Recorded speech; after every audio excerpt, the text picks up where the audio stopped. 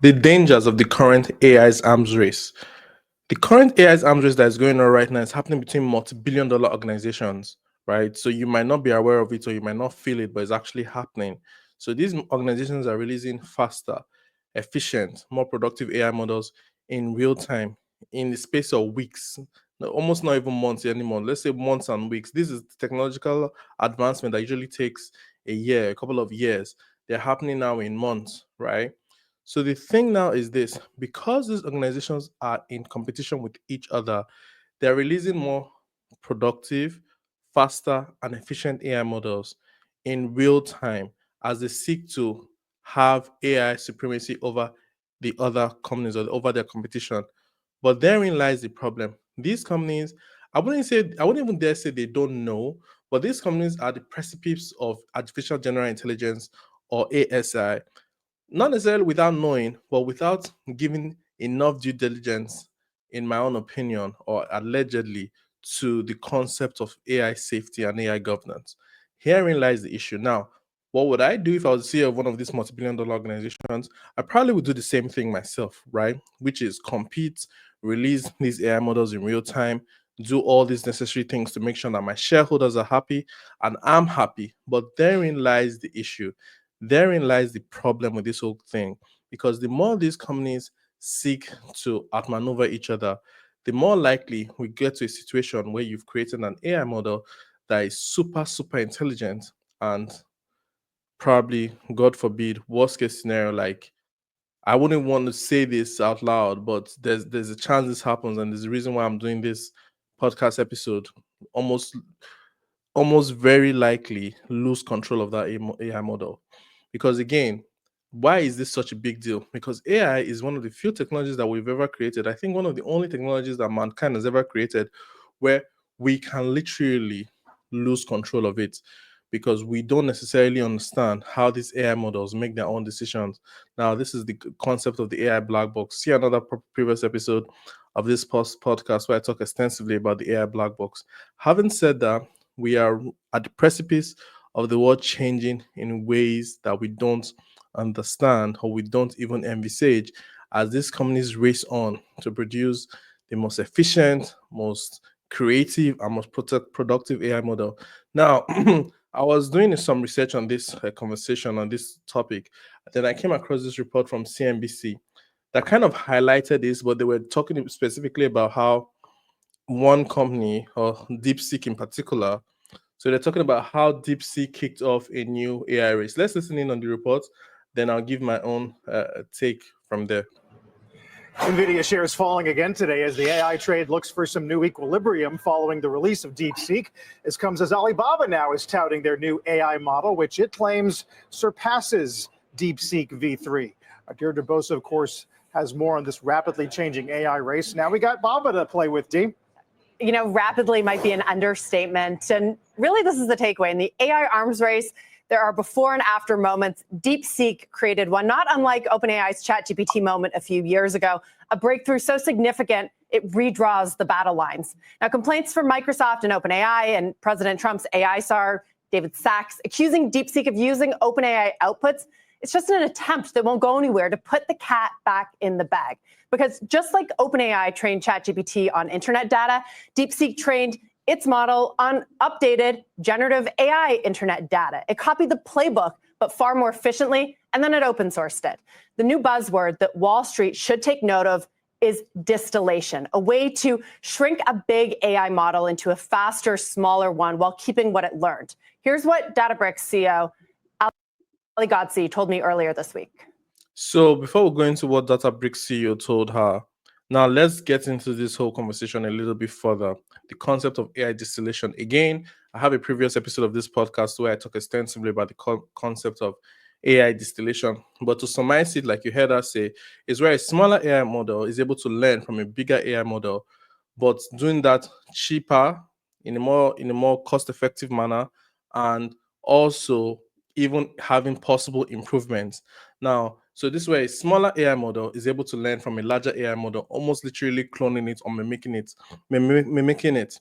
Now, let me give you more insight into this concept of AI distillation, because AI distillation is my own opinion of nature's way of creating an equilibrium in a space where there was not going to be any equilibrium. This is where the average person or the average group of individuals or researchers, or at least technically versed researchers, can actually compete with multi-billion-dollar organizations with the concept of AI distillation, is where a smaller AI model that costs far less is able to mimic and clone a larger AI model by learning and extracting that value in its own parameters. So this smaller AI model might have billions of parameters, while the bigger AI model might have trillions of parameters. But this smaller AI model is able to distill it and almost become it and even improve upon it.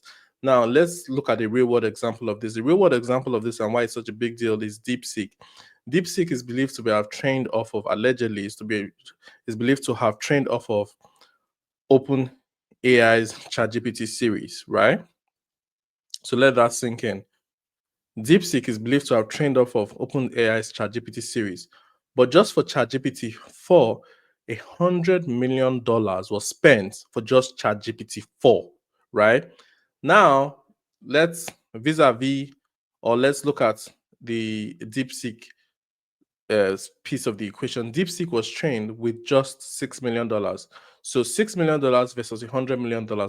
So these companies are spending billions and millions of dollars into the creation of these large AI models, while individuals, countries, state actors, or individual research teams can literally clone those same AI models for way cheaper. And therein lies the issue with AI distillation and how it's going to potentially affect the landscape of artificial intelligence in general.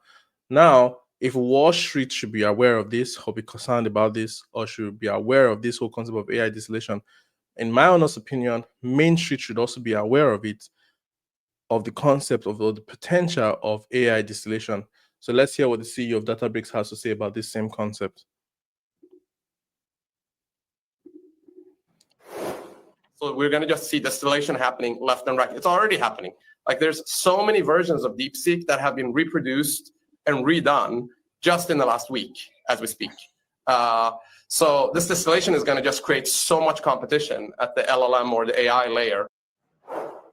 And so Alibaba's new Qwen model, which it claims surpasses DeepSeek's V3, that's just part of a new frenzy post-DeepSeek, one that Meta, the American open source leader, is no doubt already engaged in. Here's Perplexity CEO Arvind Srinivas a few weeks ago. I still think Meta will build a better model than DeepSeek V3 and open source it, and what they'll call it Llama 4 or 3 point something, doesn't matter. But I think what is more key is that we don't like try to focus all our energy on banning them and stopping them, instead just try to outcompete and win.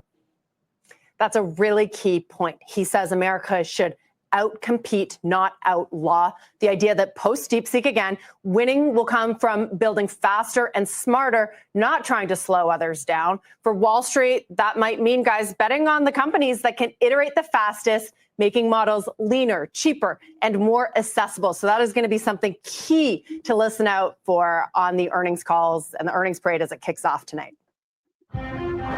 So now you heard us say what I was alluding to earlier on. Because of the nature of the competition and because of the nature of Wall Street and because of the nature of capitalism, these companies are forced to compete with each other. And the nature of that competition leads them to release AI models that might not necessarily, now this allegedly, might not necessarily pass all the due safety checks that they would pass if they were not under such pressure to release these AI models. Now, what would I have done if I was a CEO of one of these multi-billion-dollar organizations? I probably would have to still grapple with these same things. But considering the fact that my biggest allegiance is to my shareholders and to my investors, then therein lies the problem. Because if you don't do what is necessary to release your own AI models, somebody else is going to do it. And when somebody else does it, they're probably going to beat you in the realm of perception, which is going to affect your stock price. So therein lies the very nuanced conversation. Now, the simplest solution, or one of the more complicated solution, I won't call it simplest, but one of the most, it seems simplest to state it. It seems simple to state it, but it's difficult to actually work on, is the concept that these organizations should come up with an AI safety or governance body that kind of checkmate each other and helps these organizations checkmate the releases of their products. But if they do that on the state side, will other international actors do the same thing? Right? So this is one of those things where we're just going to see what's going to happen. But I'm dare say this in real time. My own prediction is that somewhere, sometime in the future, an AI model is going to do something that is so unexpected and so drastic that everybody's going to say, hold up a second, what's going on with this? But by that time, you remember I said it first, because one of the things I dare say is that there's so many predictions I already knew what was going to happen, but I didn't state on the record. So now I'm going on the record to say that there's going to be at some point in the near future where something very interesting happens. One of these AI models, it does something unexpected, and all of a sudden everybody's going to remember the conversation about AI safety and AI concern. But hopefully it's not too late. Now let me strike this chord between you, myself, and yourself right now. Why should you care about all of this? The reason why you should care is because artificial intelligence is not just going to affect those big companies, but it's going to affect me, it's going to affect you, and it's going to affect our lives in real time. Never before has there been technology that's created that can actually affect us, right? So we're living in the era of thinking machines, right? We're living in the era where intelligence is no longer a finite resource, but is almost now like an infinite resource, in the sense of it just depends on how much computational power you're able to wield. Intelligence is available to you. So, having said that, you need to start paying attention. You need to start researching. You need to start learning about artificial intelligence, because artificial intelligence is going to seriously change the world around you positively. And if you don't care about it or you don't pay attention to it, probably negatively for you. So, having said that, my name is Wealth Alabi, and it's another episode of the AIandNewTech Podcast. If you've gotten any value from this experience, please subscribe, hit the bell notification, and share with someone that you care about. Cheers.